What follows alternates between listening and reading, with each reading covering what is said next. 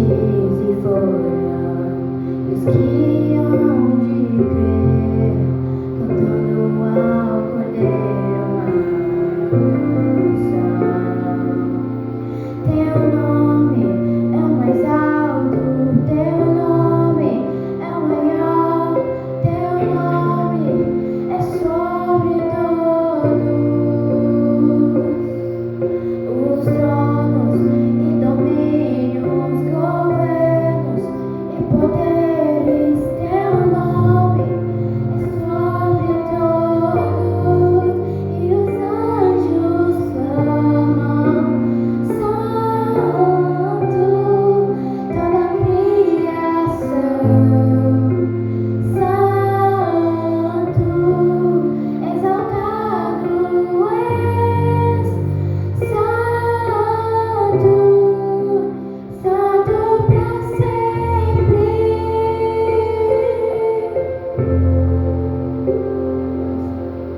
Quem for perdoado e redimido foi, cante ao Cordeiro uma canção.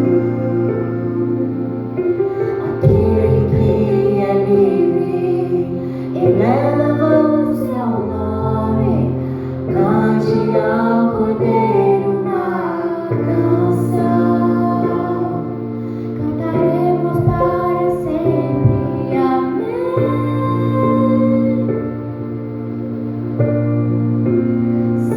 Santo, toda a criação.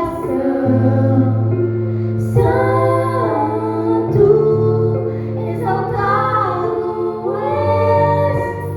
Santo, Santo pra sempre. O teu povo canta: Santo, fiel Rei dos Reis. Santo, tu sempre serás. Santo, Santo pra sempre.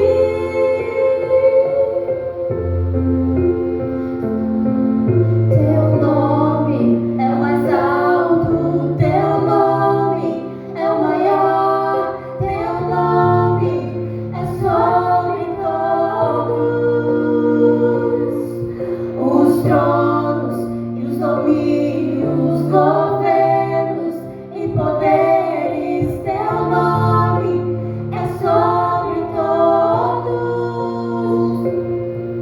Teu nome é o mais alto, teu nome é o maior, teu nome é sobre todos os tronos e domínios, governos e poderes. Teu nome é sobre todos. Jesus clamam: Santo, toda a criação. Santo, exaltado és.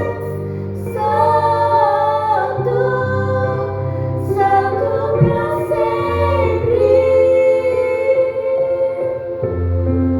O teu povo canta: Santo, fiel Rei dos Reis. Santo, tu sempre serás. Santo, Santo pra sempre. Tu sempre serás. Santo, Santo pra sempre.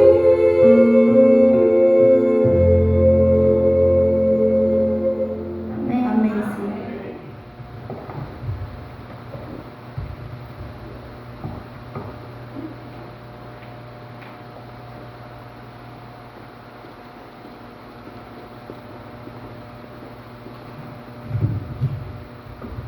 Fim de sábado, igreja.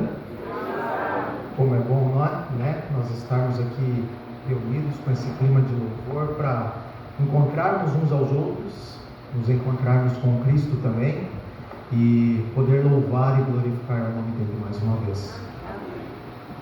Quero convidar vocês a abrirem suas Bíblias. Hoje nós vamos ler alguns versos e vamos falar do tema da justificação pela fé. Um tema que não é muito falado. E o tema da justificação pela fé, ele também não é muito bem compreendido por muitos cristãos, né? Há quem diga que nenhum dentre 100 pessoas entende o tema da justificação pela fé. E nós vamos tentar ver aqui por meio da metáfora da roupa ou das roupas. Então, para isso nós vamos começar lendo dois versos que estão lá no livro de Marcos, seu capítulo 14, nos versos 51 e 52. Livro de Marcos, capítulo 14, versos 51 e 52. Antes de lermos a Bíblia, vamos curvar nossas frontes e falar com Deus mais uma vez. Querido e amoroso Pai que estás nos céus, obrigado, Senhor, pela oportunidade de estar aqui para ser instrumento da Tua mensagem, Pai. Senhor, eu te peço nesse momento que aqui não seja eu, não seja o Anadson falando, mas que seja o Teu Santo Espírito guiando e conduzindo essa mensagem, Pai. Pedimos a Tua presença, em nome do Teu Filho Jesus. Amém. Livro de Marcos, capítulo 14, verso 51, diz assim: Seguia um jovem, coberto unicamente com um lençol, e lançaram-lhe a mão, mas ele, largando o lençol, fugiu deles nu. Tudo na Bíblia, até um ponto, tem um porquê, tem uma razão. E esses versos, eles não estão aqui por acaso. Vamos lembrar que esses versos, eles estão no contexto do jardim do Getsemane.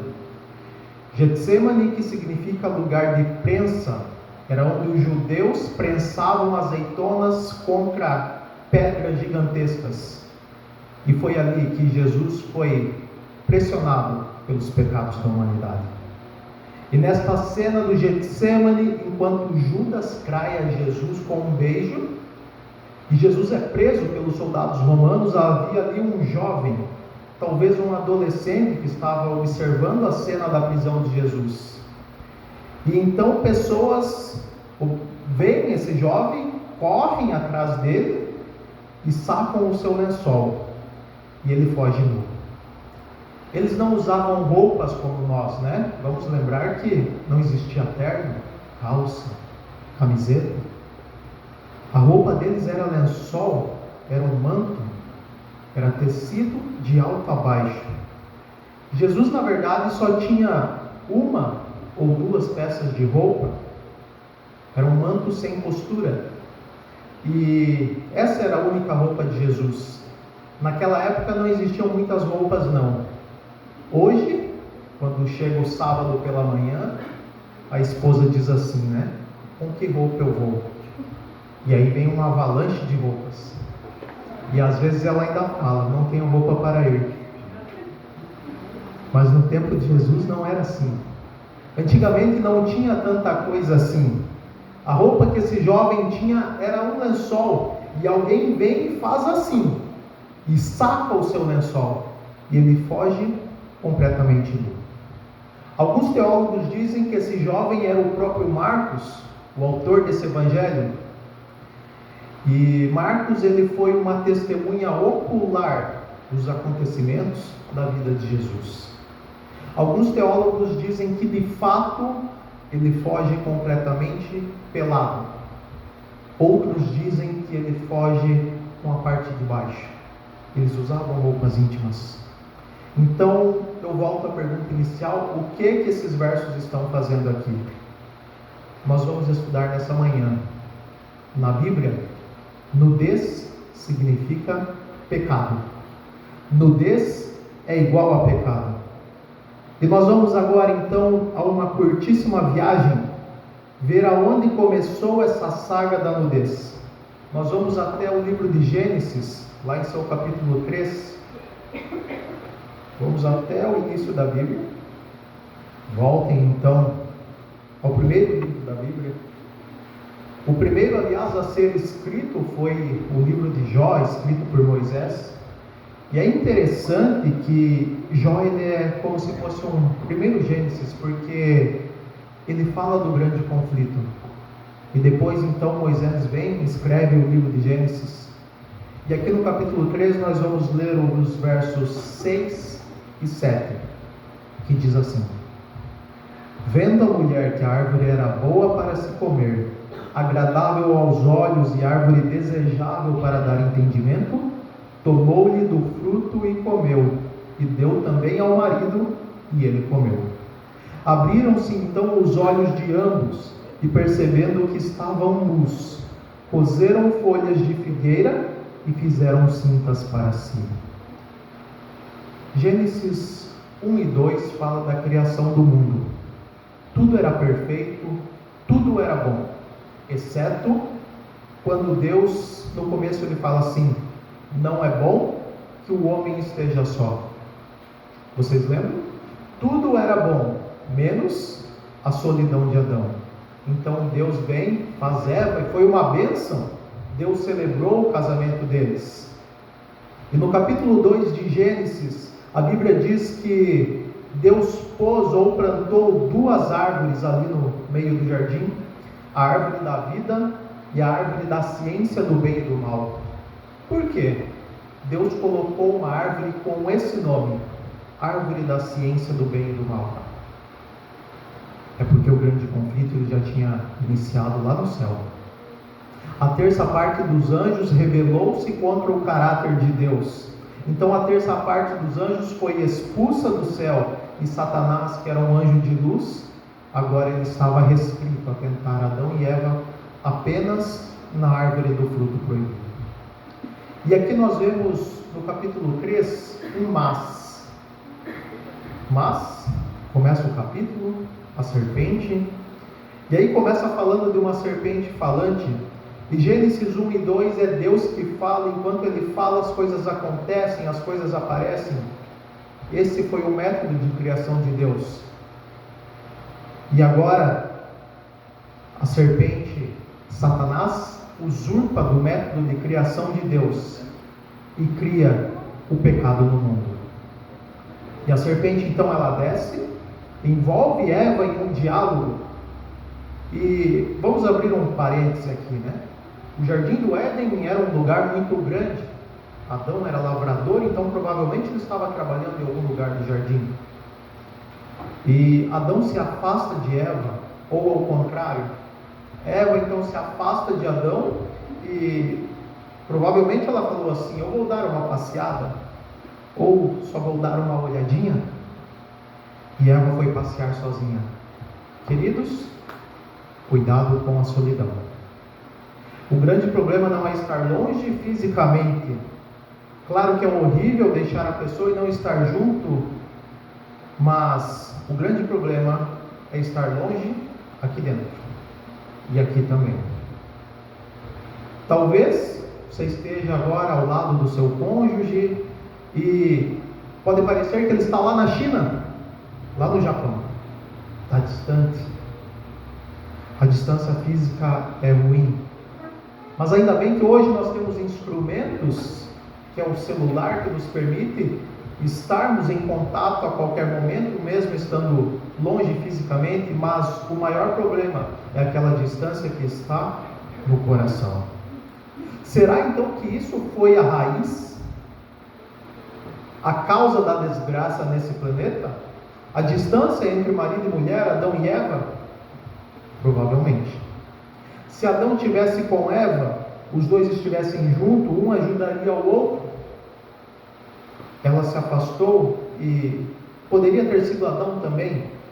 Ele poderia ter se afastado. Mas então Eva chega a um lugar no ponto em que Satanás ele fica à espreita. Ele fica à espera, e Eva entrou no terreno encantado de Satanás. Eu volto a dizer aqui que esse texto está na Bíblia e é a origem do grande conflito, não é a história da carochinha. E nós, como Igreja Adventista do Sétimo Dia, nós cremos, acreditamos no conto literal do Gênesis. Foram 6 dias mesmo de criação. E no 7º dia, ele descansou mesmo, e abençoou e santificou mesmo o sábado, lá na criação do mundo. E a serpente, então, ela falou. E aí você vai lembrar que essa serpente, ela era diferente. Ela era um animal bonito. E agora a serpente começa então um diálogo com a mulher. Ela diz assim: mulher, é verdade que você pode comer de todas as árvores do jardim? E aí se acende uma luz amarela na mente de Eva. Ela pensa: não, de todas não. E aí ela responde: não, dessa árvore aí eu não posso. E Eva então começa um diálogo com Satanás. Queridos, muito cuidado com o terreno encantado de Satanás. Cuidado com a solidão. Cuidado com as férias, com as folgas. Cuidado. Não é bom que o homem e a mulher estejam só. E a história, você e eu, nós já conhecemos. Eva foi enganada por uma mente superior. Queridos, nós precisamos tomar muito cuidado com aquilo que nós vemos, ouvimos, conversamos, porque existem seres e até indivíduos muito mais inteligentes do que nós. E talvez tenha alguém querendo destruir o seu casamento ou a sua espiritualidade. Satanás, ele não quer ver você na igreja, ele não quer ver você orando, ele não quer ver você lendo a Bíblia. Cuidado com o terreno encantado de Satanás. E Eva se pôs no terreno encantado de Satanás e ela tomou do fruto proibido, comeu e levou para Adão. Imaginem agora Adão olhando Eva, vindo com as mãos lotadas do fruto proibido. Não era maçã, viu? A Bíblia não fala que fruta que era. Era uma fruta real, não existe mais nos dias de hoje. E não se tratava de veneno, não era questão de veneno, a fruta não tinha veneno, mas se tratava de obediência e de respeito. E Eva agora vem então com as mãos lotadas do fruto proibido, e Adão, ao observar aquilo, ele para e fala: você comeu do fruto que Deus proibiu? E Adão, por amar mais a Eva do que a Deus, ele toma do fruto e também comeu. Qual foi a primeira consequência do pecado? Está no texto em que lemos. Qual foi? A Bíblia diz que os olhos deles foram abertos. Interessante, né?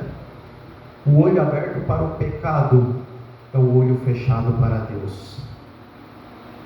Hoje nós não vemos anjos, nós não vemos o Espírito Santo, que é o ser pessoal, porque os nossos olhos foram abertos.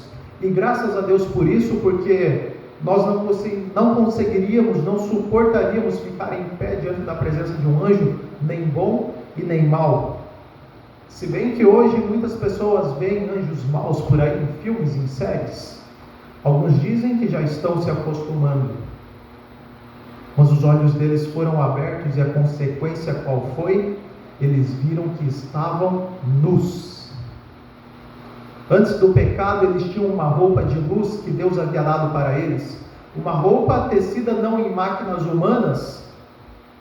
Deus deu para eles uma roupa de luz. Mas apareceu então um ser, um anjo. A Bíblia chama de a antiga serpente, de dragão, que na mitologia é uma serpente alada. E esse anjo, ele faz isso aqui, ó. Vocês vão lembrar agora lá do jovem de Marcos. A Bíblia diz que a serpente, ela faz isso aqui, e com outras palavras, ela saca a roupa de Adão e Eva. Agora em outro jardim, não no Getsemane, lá no jardim do Éden. E aí começam então todas as desgraças que eu e você vemos e sentimos nesse planeta. Deus, ele não é o causador de guerras, doenças, assassinatos, dores que nós vemos e sentimos nos dias de hoje. Por causa da decisão, primeiramente, de um anjo, por causa da decisão dos nossos primeiros pais, hoje nós sofremos as consequências E eu não tenho culpa do que eles fizeram, mas hoje nós sofremos as consequências da nudez e também do pecado. Eu queria dizer aqui, já caminhando para a parte final, a saga da nudez, o problema da nudez de Adão e Eva se repete nessa manhã nos bancos dessa igreja.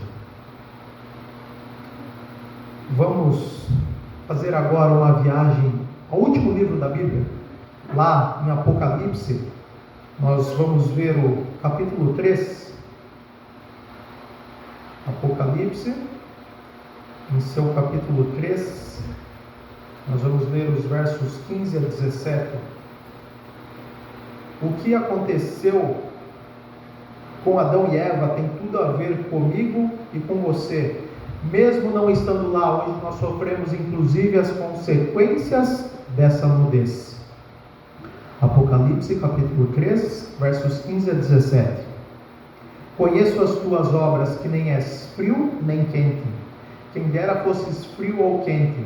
Assim, porque és morno e nem és quente nem frio, estou a ponto de vomitar-te da minha boca.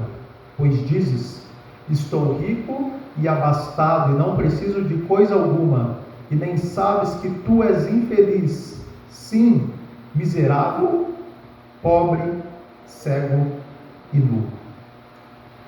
Esses textos aqui, eles fazem parte da declaração de Deus para uma igreja.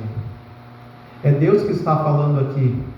Essa igreja, ela é chamada de Laodiceia, é a última das 7 igrejas mencionadas no Apocalipse. E nós vamos lembrar aqui que essas 7 igrejas eram igrejas reais, literais, na Ásia, no tempo de João, o apóstolo que escreveu o Apocalipse.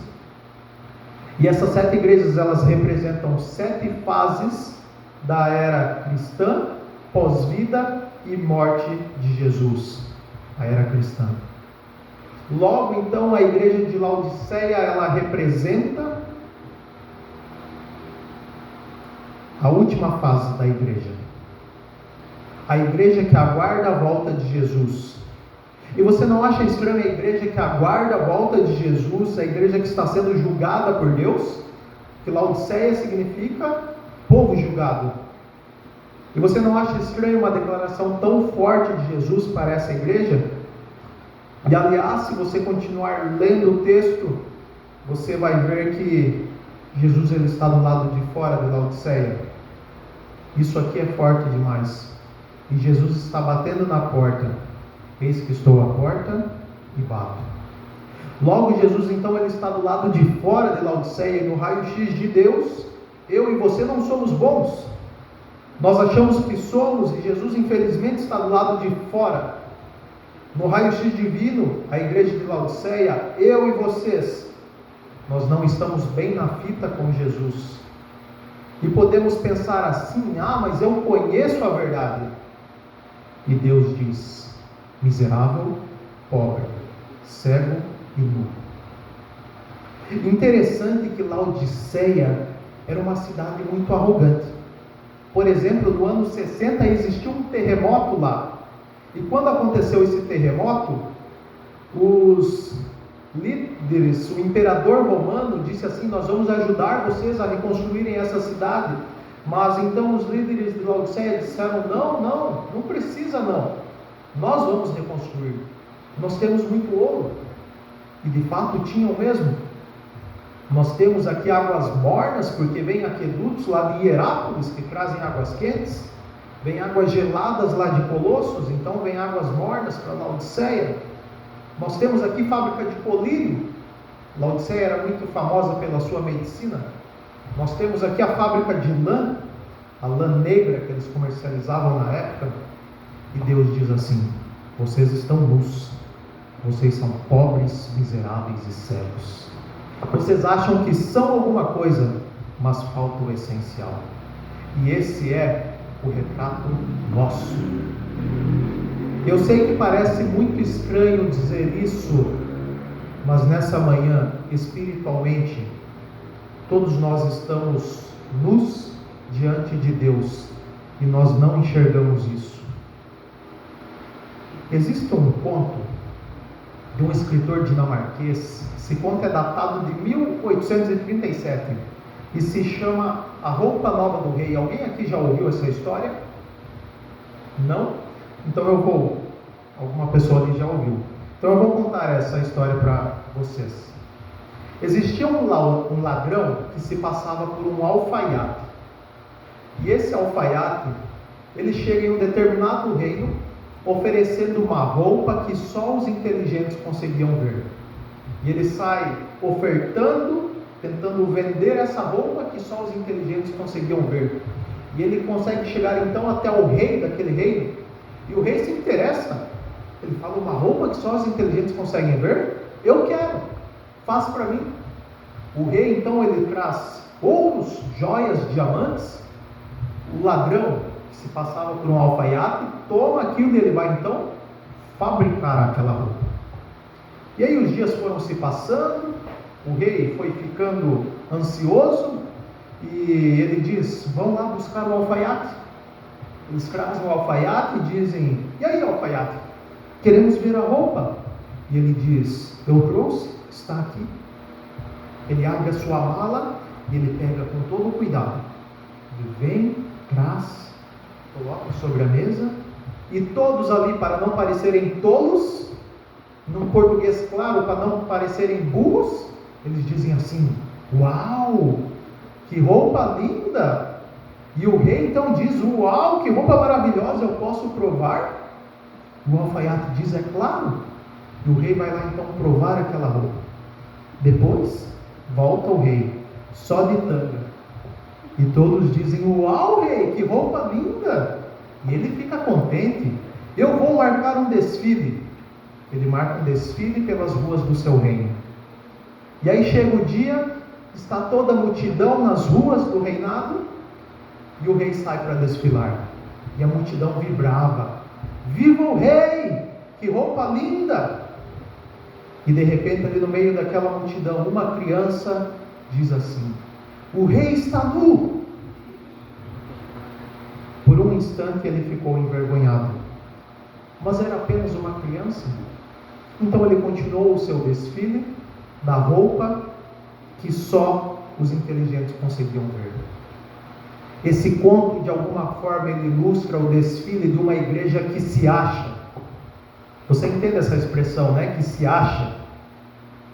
Que se acha, mas aos olhos do Senhor nós estamos nus. Nós não somos bons.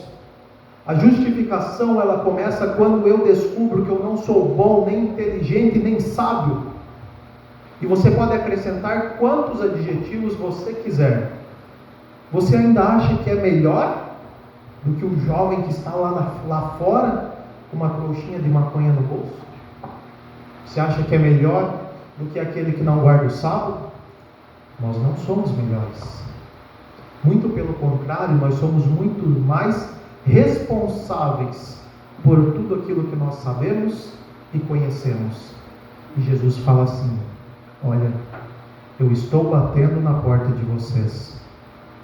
Vocês que estão com roupas bonitas, perfumadas, numa igreja bonita, confortável, com uma obra se erguendo, eu estou aqui do lado de fora.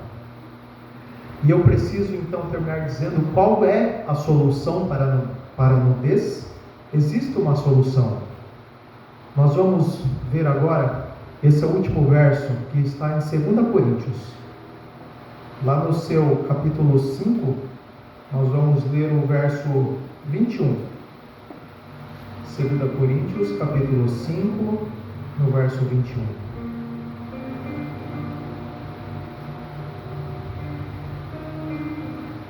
Encontraram? Diz assim: aquele que não conheceu o pecado, Deus o fez pecado por nós, para que nele fôssemos feitos justiça por Deus. Na Bíblia, o oposto de pecado é justiça.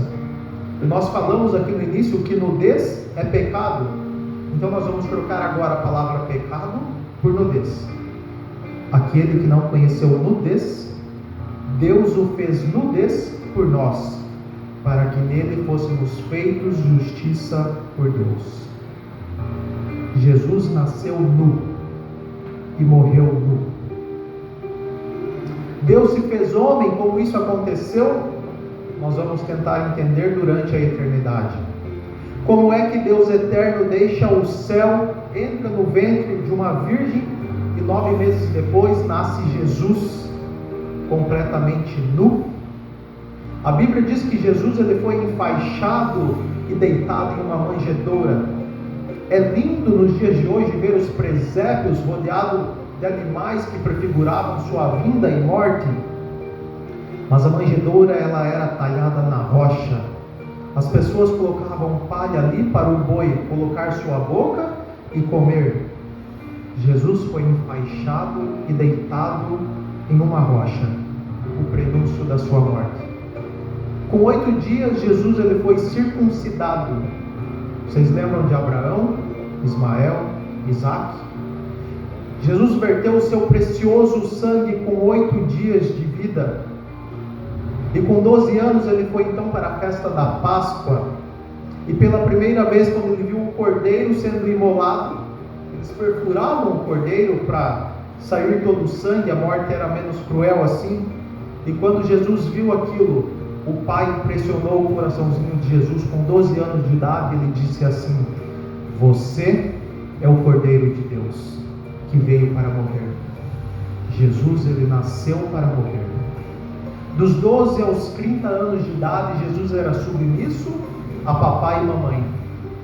E você lembra qual foi o trabalho de Jesus, né? Martelos, pregos e madeira, instrumentos da sua morte. Cada martelada lá em Nazaré dizia assim: eu vim para morrer. Jesus então ele pregou por 3 anos e meio. E naquela sexta-feira, após reerguer a humanidade em outro jardim, ele poderia ter desistido, né? Mas o pai não passou dele o cálice. Ele disse: eu vou até o final, eu vou fazer isso, eu vou morrer. Naquela sexta-feira, às 9 horas da manhã, no horário do sacrifício da manhã, Jesus foi pendurado completamente nu. Você sabia disso? A túnica que nós vemos nos quadros é um acréscimo dos artistas. O Criador da humanidade, ele assumiu a nossa nudez, a minha e a sua nudez. Você já ficou nu na frente de alguém que você não queria? Aconteceram algumas vezes na história, inclusive recentemente, massacres, assassinatos.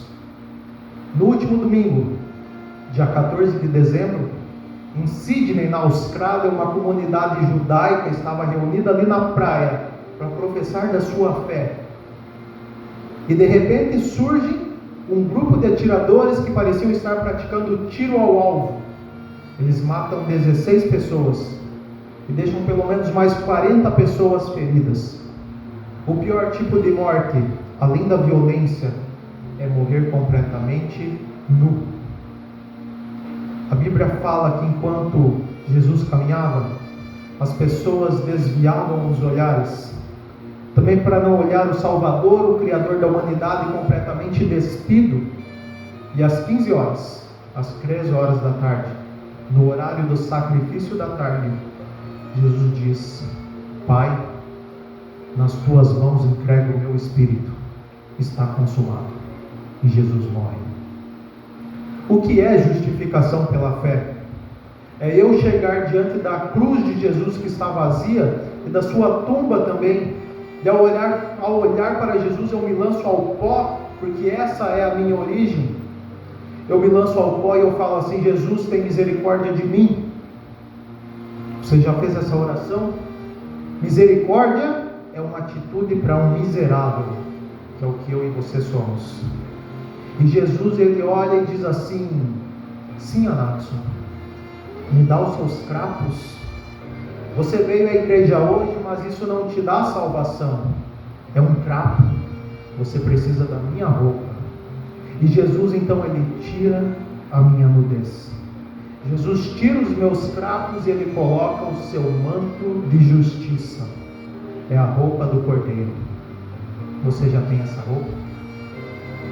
Você que é adventista há 30 anos, 40 anos, 50 anos, Alguns podem até pensar assim: ah, mas eu já fui justificado quando eu fui batizado. Mas você não parou de pecar, né? Justificação e santificação acontecem todos os dias. Então nós pecamos antes de vir para cá. Nós pecamos talvez em pensamentos aqui dentro da igreja. Jesus está olhando para nós. E eu não sei se você já olhou para Jesus alguma vez, mas se você olhar nos olhos de Jesus, você vai ver olhos tão profundos, que Jesus ele consegue olhar o mais profundo da nossa intimidade, e mesmo assim ele nos ama. Olha para Jesus e ele vai colocar a roupa dele em você. Só vai estar na festa quem tiver essa roupa, e o céu pertence a quem não merece. Você merece o céu? Se eu merecesse, ele não precisaria ter vindo. O céu pertence a quem não merece, eu e você. Ele merece, ele não pecou, ele guardou a lei 100%, eu não. Mas é claro, com Jesus, com o Espírito de Deus, ele me ajuda na minha caminhada, mas eu sou um pecador, e aí Jesus vem, ele me oferta, ele me oferece a sua roupa. Existe alguém aqui nessa manhã que precisa olhar para Jesus? Existe alguém aqui que quer passar tempo com Jesus? Ele está batendo na porta do seu coração. Ele está agora lá do lado de fora da igreja, mas ele não pode estar do lado de fora do seu coração. Tudo começa por aí. Se você precisa dizer assim: Jesus, eu preciso que o Senhor transforme a minha vida, preciso de uma transformação, de uma roupa nova, então fala assim para Ele: Pai, coloque em mim a roupa do Rei.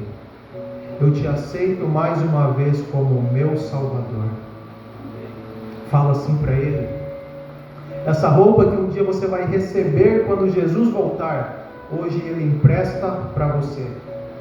Queridos, coloquem Cristo Jesus em primeiro lugar na vida de cada um de vocês, e Ele lhe concederá o manto de justiça, a roupa do Rei. Que Deus possa abençoar a cada um de nós, que nós possamos sair daqui mais revivificados e mais centrados na palavra do Pai, para receber a roupa do Rei. Amém? Para encerrarmos o culto de hoje, nós vamos cantar o hino número 107. Na cruz, morri por ti.